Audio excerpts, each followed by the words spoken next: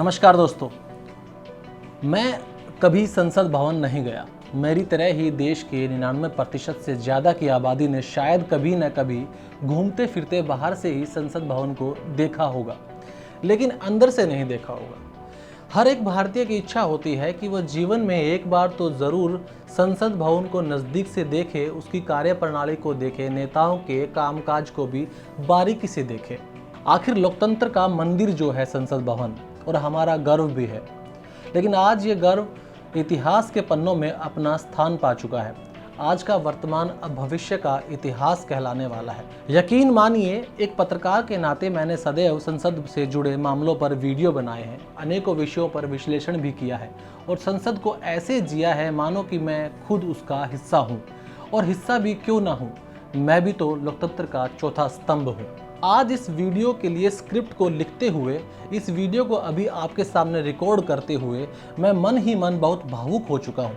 आज शब्दों को मैंने दिमाग से ज़्यादा दिल और भावनाओं से लिखा है, लेकिन लिखते लिखते अपने कर्तव्यों की याद आई कि चौथे स्तंभ का दायित्व भी कंधों पर है। इसीलिए आइए पुराने संसद भवन से नए संसद भवन की ओर चलते हैं और लोकतंत्र की इस इमारत के कुछ ऐसे किस्सों और विषयों को याद करते हैं जो सदैव भारत की जनता की यादों में जीवित रहेंगे। नमस्कार, आप देख रहे हैं क्लिक इंडिया और मेरा नाम है सोमवीर कौशिक। आज आप देख रहे हैं डेमोक्रेसी 360 का एक ऐसा प्रोग्राम जो पूर्णतः लोकतंत्र को समर्पित रहने वाला है। आज ना कोई एजेंडा होगा, ना कोई मुद्दा, आज होगा सिर्फ लोकतंत्र और संसद। सबसे पहले हम संसद भवन की स्थापना और उससे जुड़ी कुछ बातों को जान लेते हैं। देश में राज था अंग्रेजों का और अंग्रेजों ने अपनी राजधानी कोलकाता से दिल्ली शिफ्ट करनी थी और इसकी उन्होंने घोषणा भी कर दी और इसके लिए चयन हुआ दिल्ली का और दिल्ली में भी रायसीना हिल का। कहा जाता है कि शुरुआत में राष्ट्रपति भवन में संसद को शुरू करने का विचार था, लेकिन फिर इसको अलग बनाया गया। ऑर्डर आज जिस इमारत को आप देख रहे हैं, जी हाँ, यही ऐतिहासिक भवन यानी कि पुराने संसद भवन का शिलान्यास 12 फरवरी साल 1921 में हुआ था और इसका निर्माण 6 वर्षों तक चला। इस तरह यह 1927 में बनकर तैयार हुआ। जब यह संसद भवन बनकर तैयार हुआ तब देश में अंग्रेजों की हुकूमत थी और इसका निर्माण भी अंग्रेजी सरकार द्वारा कराया गया था। अब आपको यहाँ पीएम मोदी की वो स्पीच सुननी चाहिए जिसमें उन्होंने कहा था कि भले ही इस भवन का निर्माण अंग्रेजों ने किया था, लेकिन इसमें खून और पसीना मेरे देश के देशवासियों का लगा है, इसमें पैसा मेरे देशवासियों का लगा है। एक बार आप ये वीडियो सुन लीजिए, उसके बाद हम इस वीडियो में आगे बढ़ते हैं अपने टॉपिक के ऊपर। ये सही है, इस इमारत के निर्माण करने का निर्णय विदेशी शासकों का था, लेकिन ये बात हम न कभी भूल सकते हैं और हम गर्व से कह सकते हैं कि इस भवन के निर्माण में पसीना मेरे देशवासियों का लगा था, परिश्रम मेरे देशवासियों का लगा था और पैसे भी मेरे देश के लोगों के। तो सुना आपने। तो अब हम आगे बढ़ते हुए ऐतिहासिक भवन यानी पुराने संसद भवन का उद्घाटन 18 जनवरी 1927 को हुआ था। उस समय देश में सर्वोच्च पद वायसराय का हुआ करता था। जैसे कि आज राष्ट्रपति और प्रधानमंत्री होते हैं, वैसे ही वायसराय होते थे और उन्हीं से इस संसद भवन का उद्घाटन करवाया गया था। 1926 से 31 तक लॉर्ड इरविन भारत के वायसराय थे। इस कारण भारत में संसद भवन के उद्घाटन का सौभाग्य भी उन्हें प्राप्त हुआ। 18 जनवरी 1927 को लॉर्ड इरविन ने मौजूदा संसद भवन का उद्घाटन किया था। संसद भवन का ब्रिटिश वास्तुकार एडविन लुटियंस और हर्बर्ट बेकर ने डिजाइन किया था और यह भी माना जाता है कि इसके डिजाइन के लिए प्रेरणा जो है उन्हें मध्य प्रदेश के मुरैना में स्थित 64 योगिनी मंदिर से मिली थी। उस समय निर्माण में 83 लाख रुपए खर्च आया था। शुरुआत में इसे संसद भवन नहीं बल्कि हाउस ऑफ पार्लियामेंट कहा जाता था। इस हाउस ऑफ पार्लियामेंट में ब्रिटिश सरकार की विधान परिषद काम करती थी और आज़ादी के बाद से यहाँ हमारे देश के सांसद बैठने लगे और इसे संसद भवन कहा जाने लगा। आइए अब जानते हैं वो ऐतिहासिक क्षण जो हमेशा हमें याद रहने वाले हैं। पुराने संसद भवन में 3 अहम खंड हैं, यानी कि भाग है। पहला लोकसभा, दूसरा राज्यसभा और तीसरा सेंट्रल हॉल। देश का संविधान यहीं लिखा गया था। संविधान सभा की पहली बैठक 9 अगस्त 1946 के दिन सेंट्रल हॉल में हुई थी। संसद का सेंट्रल हॉल ही था जहां 14-15 अगस्त 1947 की रात सत्ता का हस्तांतरण हुआ था। देश के पहले प्रधानमंत्री पंडित जवाहरलाल नेहरू का ऐतिहासिक ट्रिस्ट विद डेस्टिनी भाषण भी इसी सेंट्रल हॉल में दिया गया था। जल्द ही मैं इस ट्रिस्ट विद डेस्टिनी पर भी लेकर एक वीडियो बनाऊंगा, क्योंकि ये अपने आप में एक बहुत ही रोचक और ऐतिहासिक स्पीच थी, जिसे आज़ाद भारत के पहले बोल यानी कि पहले भाषण के रूप में भी देखा जाता है। आज़ाद भारत का पहला लोकसभा चुनाव अक्टूबर 1951 से लेकर फरवरी 1952 के बीच हुआ था। यह लोकसभा चुनाव 489 सीटों पर लड़ा गया था। चुनाव में भारतीय राष्ट्रीय कांग्रेस ने 364 सीटें जीती और पंडित जवाहरलाल नेहरू भारत के पहले निर्वाचित प्रधानमंत्री बने और संसद भवन गवाह बना लोकतंत्र की पहली झांकी का। देश के लिए खुशी का पल था। अब किसी की गुलामी नहीं थी, अपनी सरकार थी, अपना संविधान था और नीले आसमान के नीचे अपना तिरंगा गर्व से लहरा रहा था। भारत अब एक लंबी उड़ान भरने की तैयारी कर चुका था। पुराने संसद भवन की इस इमारत ने इस कालखंड में कई उतार चढ़ाव भी देखे हैं। आइए कुछ महत्वपूर्ण घटनाओं को एक बार फिर से याद कर लेते हैं और आपकी जानकारी के लिए भी बड़ी अच्छी साबित होने वाली हैं ये घटनाएं। 26 जनवरी 1950 देश का संविधान लागू होने के बाद 18 जून 1951 को पहला संवैधानिक संशोधन हुआ। 10 अगस्त 2021 को 105वां संवैधानिक संशोधन हुआ। साल 1961 में जवाहरलाल नेहरू के समय दहेज विरोधी अधिनियम के लिए संयुक्त सत्र बुलाया गया।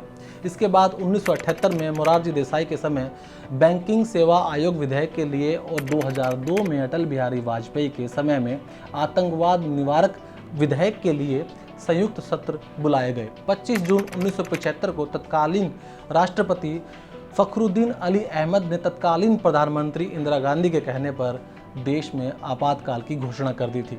25 जून 1975 से 21 मार्च 1977 तक देश में आपातकाल रहा। ये संसद भवन इन सभी घटनाओं का गवाह रहा है और अभी तो मैं आगे और भी आपको जानकारियां और बातें बताने वाला हूं। पुराने संसद भवन ने साल 1996 से 1998 के बीच 4 प्रधानमंत्रियों को देखा। 16 मई 1996 को अटल बिहारी वाजपेयी की सरकार महज 16 दिन के लिए चली। इसके बाद 1 जून साल 1996 को HD देवेगौड़ा देश के प्रधानमंत्री बने। 21 अप्रैल 1997 को इंद्र कुमार गुजराल प्रधानमंत्री बनकर सदन में पहुंचे। इसके बाद 19 मार्च 1998 को अटल बिहारी वाजपेयी फिर प्रधानमंत्री बनकर संसद पहुंचे।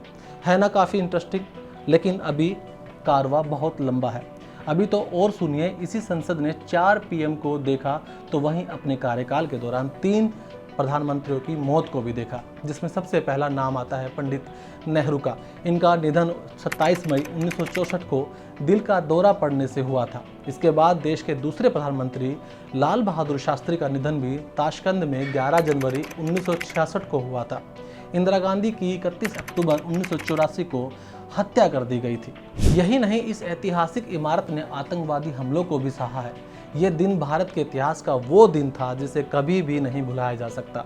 वो दिन था 13 दिसंबर 2001। पुराना संसद भवन कई चर्चित कानूनों का भी साक्षी रहा है। अनुच्छेद 370 5 अगस्त 2019 को केंद्र की नरेंद्र मोदी सरकार ने जम्मू कश्मीर पुनर्गठन अधिनियम 2019 पेश किया था, जिसे जम्मू कश्मीर राज्य से संविधान का अनुच्छेद 370 निष्प्रभावी हो गया था और वो एक यूनियन टेरिटरी बन गया।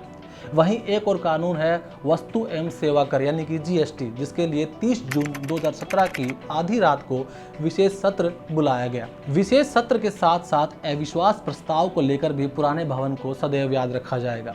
हालांकि अविश्वास प्रस्ताव से अभी तक सिर्फ 3 सरकारें गिरी हैं। इनमें 1990 में VP सिंह, 1997 में HD देवेगौड़ा और 1999 में अटल बिहारी वाजपेयी की सरकारें शामिल हैं।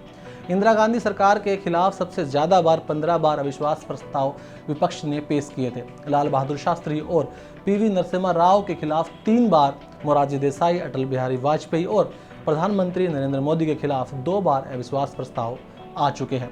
राजीव गांधी, HD देवेगौड़ा और मनमोहन सिंह के खिलाफ 1 बार अविश्वास प्रस्ताव आ चुका है। इन कुछ बड़ी यादों के बीच में अंत में हम G20 को कैसे भूल सकते हैं। पुरानी संसद में रहते हुए ही भारत को G20 शिखर सम्मेलन की अध्यक्षता मिली थी और ये देश के लिए सबसे बड़ा गर्व का पल था। आइए अब अंत में कुछ और इंटरेस्टिंग फैक्ट्स पर अपनी नजरें डाल लेते हैं। संविधान सभा की पहली बैठक 9 दिसंबर 1946 को हुई थी। लोकसभा और राज्यसभा की पहली बैठक 13 मई 1952 को हुई थी। पहला अविश्वास प्रस्ताव 1963 में आया। पहला सत्र 1952 में शुरू हुआ। संसद का 75 साल का जो सफ़र है उसे हम बड़ा अब शॉर्ट में और आंकड़ों के साथ समझते हैं। जी हाँ, सुनिएगा। अब तक 5047 लोकसभा सदस्य बन चुके हैं, वहीं 2418 राज्यसभा के सांसद आ चुके हैं। 4796 बार पेश की गई है संसदीय कमेटी की रिपोर्ट। 10,44,000 बार हुई है बहस। 10,12,000 बार पूछे गए हैं सवाल। 6,473 बार हुई है लोकसभा की बैठक। 5,606 बार हुई है राज्यसभा की बैठक। 3,914 बिल हुए हैं अब तक पास। 17 लोकसभा स्पीकर बन चुके हैं और 14 राज्यसभा के सभापति बन चुके हैं। कुछ और भी महत्वपूर्ण बातें हैं, जैसे कि संसद में अब तक 41 विदेशी नेता भाषण दे चुके हैं। 40 विश्वास मत आ चुके हैं। 3 बार हुआ है संसद का संयुक्त सत्र। अब तक कुल 990 संसदीय बहस में प्रधानमंत्री की भागीदारी हुई है। 171 बार संसद में राष्ट्रपति का संबोधन हुआ है। 91 बार पेश किया गया है बजट। सबसे ज़्यादा समय तक संसद में पीएम जवाहरलाल नेहरू ने अपने 16 साल के कार्यकाल में कुल 38 बार संसद को संबोधित किया, जिसमें से नेहरू जी ने 35 बार लोकसभा में और 3 बार राज्यसभा में अपना संबोधन दिया है। सबसे लंबे समय तक सेवा देने वाले स्पीकर बलराम जाखड़ रहे हैं। उन्होंने 22 जनवरी 1980 से लेकर 18 दिसंबर 1989 यानी कि 9 साल तक अपनी सेवा दी है। शुरुआती दौर में भारत के संसद में कुल 15 महिला सदस्य थी, लेकिन अब वर्तमान लोकसभा में कुल 542 सदस्य में से 78 महिला सदस्य हैं। हालांकि ये संख्या बहुत कम है, लेकिन वर्तमान सिचुएशन यही है।